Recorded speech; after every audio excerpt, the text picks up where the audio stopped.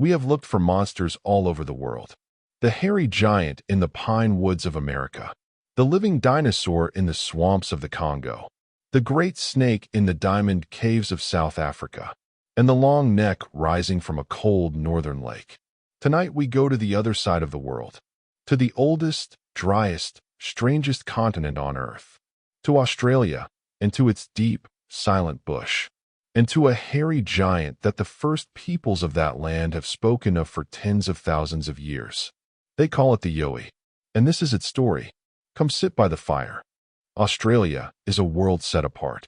For 50 million years it drifted alone, an island continent, and life there went its own strange way. This is the land of the kangaroo and the platypus and creatures found nowhere else. Down the eastern edge of it runs a spine of ancient mountains and thick forest. The Blue Mountains behind Sydney, the rainforest gorges of Queensland, the green, misty hinterland behind the Gold Coast. It is steep and tangled, and in places almost no one has ever walked. And it is out of these forests, again and again, that people come back with the same impossible story. And that story did not begin with the settlers. It began with the first Australians, the Aboriginal peoples, who have lived on that land for more than 60,000 years. Across many different nations, in many different languages, they told of a tall, hairy, man-like being of the deep bush. The Gumbayngur people of the coast spoke of the Donegal, the great hairy man. Others called such beings the Jurawara, or the Thalagal, or simply the hairy man. These were not idle tales. They were part of a deep and careful knowledge of the land, passed down through countless generations, about a thing that walked where people did not. When the European settlers came, they heard these stories, and they heard a word. Yahoo. Some say it came from an Aboriginal term for the creature. Others point out that Yahoo was already an English word from Gulliver's Travels for a brutish, savage, man-like beast. Perhaps the two simply fell together. But right there, at the very start of the written record, the name of the monster is already tangled and uncertain. Hold on to that. In every one of these stories, the trouble starts early. By the 1800s, the sightings were reaching the newspapers. The colonial press wrote of an Australian ape seen in the ranges. In 1882, a man named Henry McCooey described watching a strange hairy animal, half man and half ape, on the coast south of Sydney. He judged it about 5 feet tall, covered in long dark hair, with a very human face. He even offered to catch one for the Australian Museum. Through those years, the reports came from farmers, from timber cutters, from travelers on lonely bush roads. Something, they said, was out there in the trees. And the descriptions, then and now, are strikingly the same. A creature standing perhaps 6 to 10 feet tall. A heavy body, covered head to foot in dark reddish or black hair. Long, powerful arms, and a face somewhere between a man and an ape. Witnesses speak, again and again, of two things above all.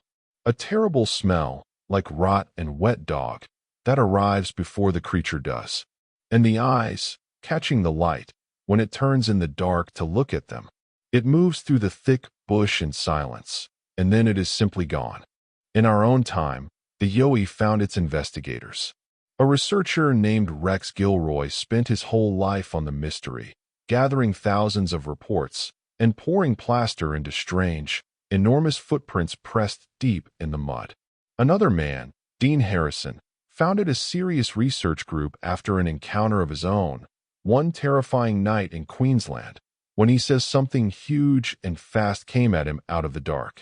Around them gathered hundreds of ordinary people, all insisting they had seen the same tall, hairy shape at the edge of the trees. And they brought back more than stories. Footprints, cast in plaster, human-like but far too large, with a stride no person could make. Tufts of coarse, dark hair, snagged on bark and wire.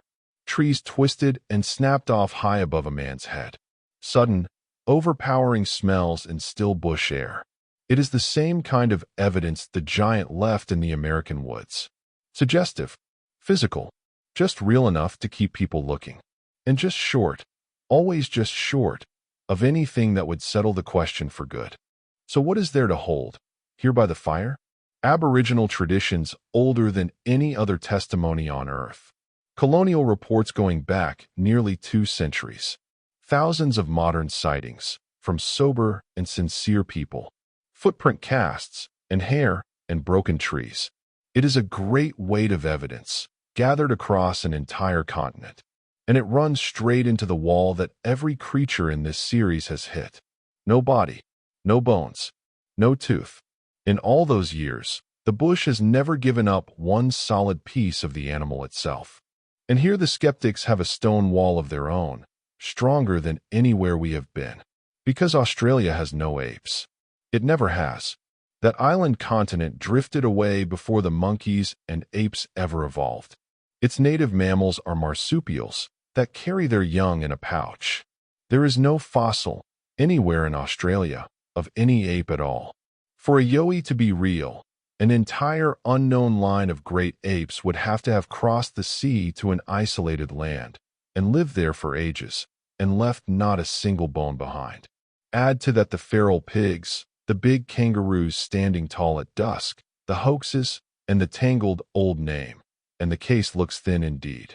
And yet the bush does not let the story die. The reports keep coming, from the same green ranges, year after year. And there is a stranger thought underneath it all. Australia once had giants of its own. Great beasts, marsupial giants, that lived alongside the first people and died out only in the last tens of thousands of years. The first Australians saw those creatures with their own eyes. Some wonder whether the hairy man of the dreaming is a memory of something real, carried down through deep time. A shape that once walked that land, and never entirely left the mind. So the legend holds, because the land holds it up. The eastern forests of Australia really are that vast, and that steep, and that empty. A person really can walk into them and never be found. Feral animals really do move through them, unseen. And every so often, someone alone in that bush at dusk looks up and sees a tall dark shape standing among the trees, watching, before it turns and is swallowed by the green. The bush keeps its secrets easily.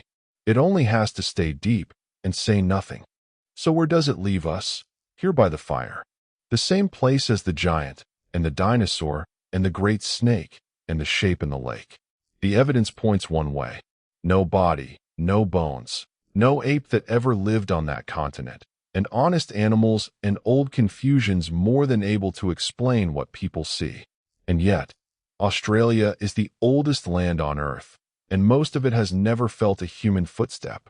From the woods of America, to the swamps and caves of Africa, to a cold northern lake, and now to the ancient bush at the bottom of the world, it is always the same story. A vast, dark, empty place. A patient, hairy shape at the edge of the trees. And our deep need for something still out there, that we have not yet caught. Sleep well, and stay out of the deep bush. This has been the Dark Hearth.